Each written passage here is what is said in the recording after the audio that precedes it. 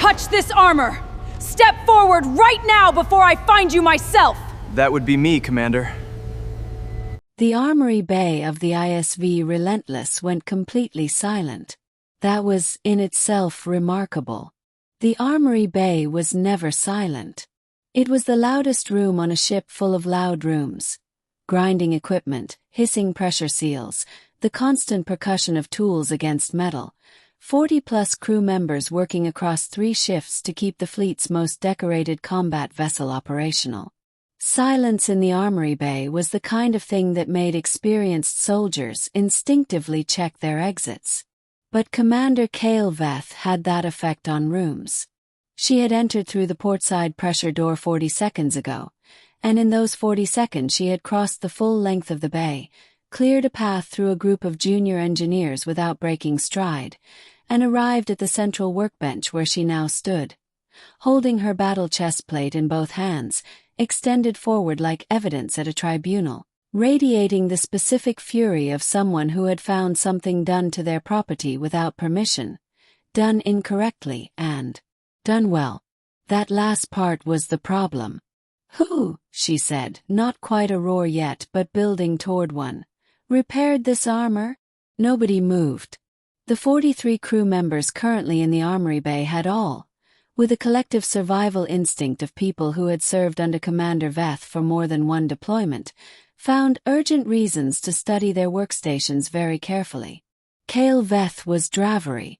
Her people were, by most galactic metrics, the finest warriors in the known sectors.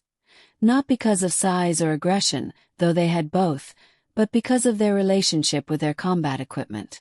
A Dravhari warrior's armor was bonded to them through a calibration process that took months. The armor learned the warrior's pressure patterns, movement signatures, reaction speeds. It was not simply protective gear. It was an extension of the body. And nobody touched a Dravhari warrior's armor without explicit consent. It was considered one of the more serious cultural violations a person could commit. Someone had not only touched Commander Veth's armor, they had repaired it. Completely. Perfectly. The chest plate she was holding had taken a plasma graze during the Veth Station retrieval mission 6 days ago. A clean hit. Not catastrophic, but enough to compromise the left thermal seal and crack the secondary impact layer underneath. Standard Dravhari repair protocol required returning the piece to a certified Dravhari armorer, a process that took 3 weeks minimum and required the warrior to be without their full kit in the interim. Someone had repaired it in what appeared to be significantly less than 3 weeks. "I would like," Kael said, her voice dropping to the register that her crew had learned was actually more dangerous than the roar, the individual responsible to identify themselves. "Now." From the middle of the watching crowd, a hand went up. Not fast. Not nervously. Calm and clear, the way you raise your hand when a question has been asked and you know the answer. The hand belonged to crew technician Dax Orion, designation 27, human, assigned to the Relentless for 4 months as part of the Coalition integration program. He was not tall. He was not physically imposing. He had medium brown hair that was slightly too long for regulation, and a face that defaulted to an expression of mild, unflappable interest in whatever was happening around him. He stepped forward through the parted crowd. "That would be me, Commander," he said. Kael stared at him. "You?" "Yes. You repaired Dravhari combat armor. I repaired a thermal seal breach and a fractured impact composite layer, yes." He paused. The secondary locking mechanism on the left pauldron mount was also slightly misaligned, probably from before the plasma hit, honestly. "I corrected that too." The silence in the armory bay somehow deepened. "You are aware," Kael said, each word deliberate, "that unauthorized contact with a Dravhari warrior's bonded armor is a violation of Coalition Interspecies Protocol 7, Subsection 4, Cultural Property Boundaries, yes." Dax nodded. "I know. Then why?" It wasn't entirely a question. It was the kind of statement that expects an answer worth hearing. Dax reached into the pocket of his jumpsuit and produced a small data chip, which he set on the workbench between them. 6 days ago, after the Veth station retrieval, I ran a diagnostic on all combat equipment returning to the bay. Standard post-mission sweep. He tapped the chip. Your armor flagged.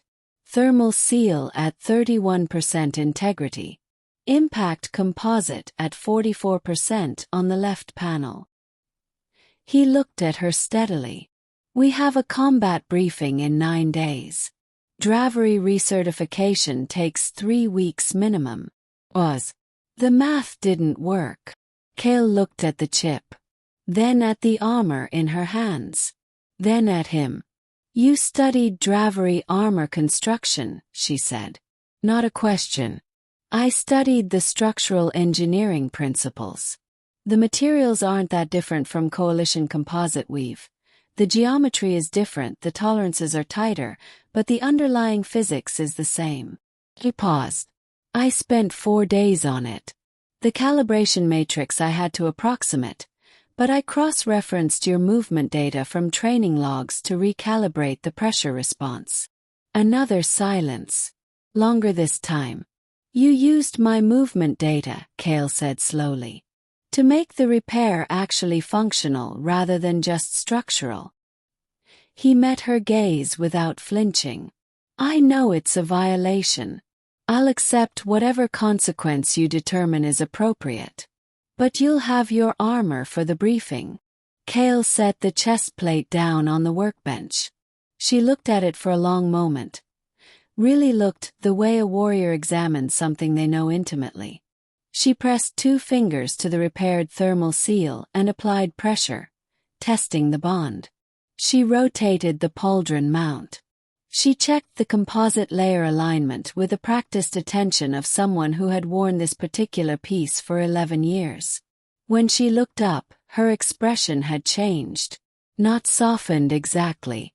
Recalibrated. The pauldron mount, she said. Misaligned about 2 degrees. Factory error or early battle wear. Hard to say. It has always pulled slightly on the left draw.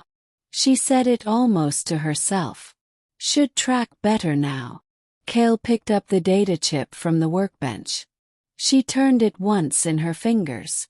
Then she looked at Dax Orion, really looked the same way she had looked at the armor, with a measuring,